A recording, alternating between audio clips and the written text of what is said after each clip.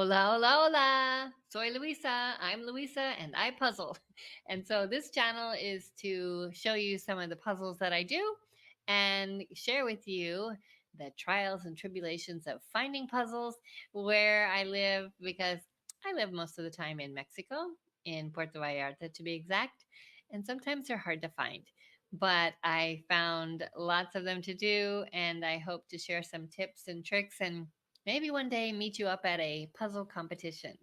So join me as I share today my latest puzzle.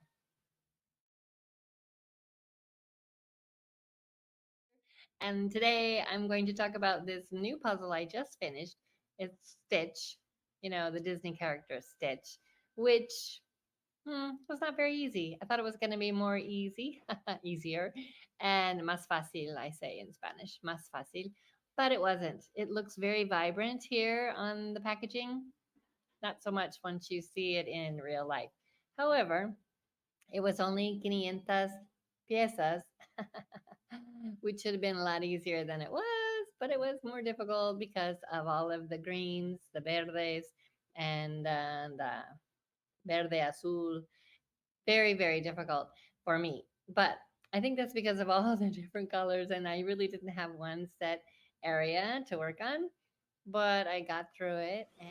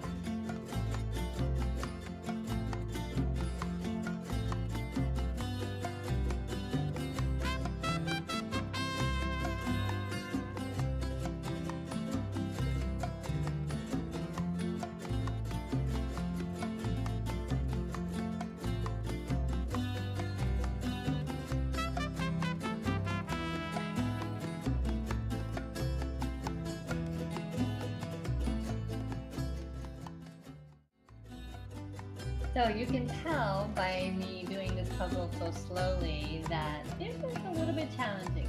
Had I thought about it earlier, I should have separated the different bright, vibrant colors with all of that blue and green.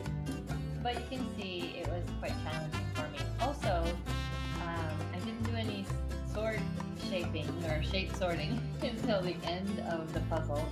And so that was a little bit of a problem too. So I'm learning as I go because, I'm going to be going to a puzzle competition coming up in Puebla. But I don't expect to win. I don't expect to even place. I expect to just meet some people and have some fun. So that's the whole idea.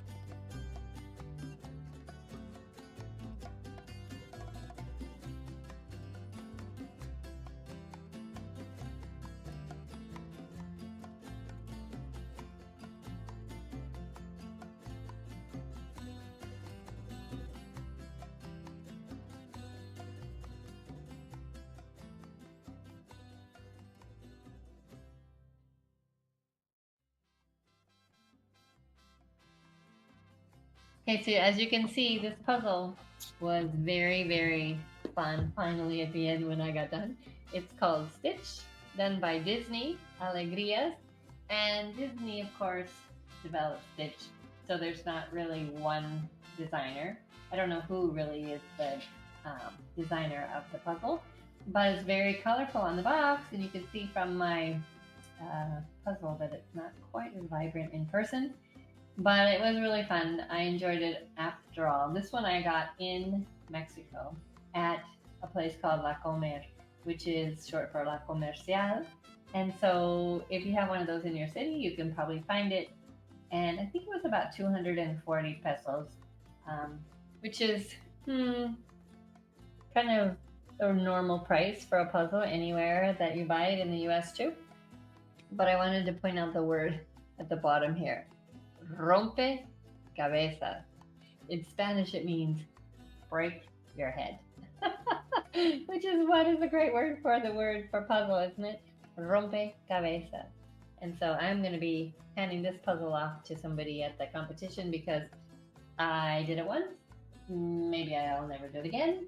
I don't usually do puzzles twice, but I might practice speed puzzling because I think if I were to do it again, I would separate first all of the yellows, all of the blacks, because look how there's not a lot of black, and then maybe the oranges as well, not a lot of orange, and the blue.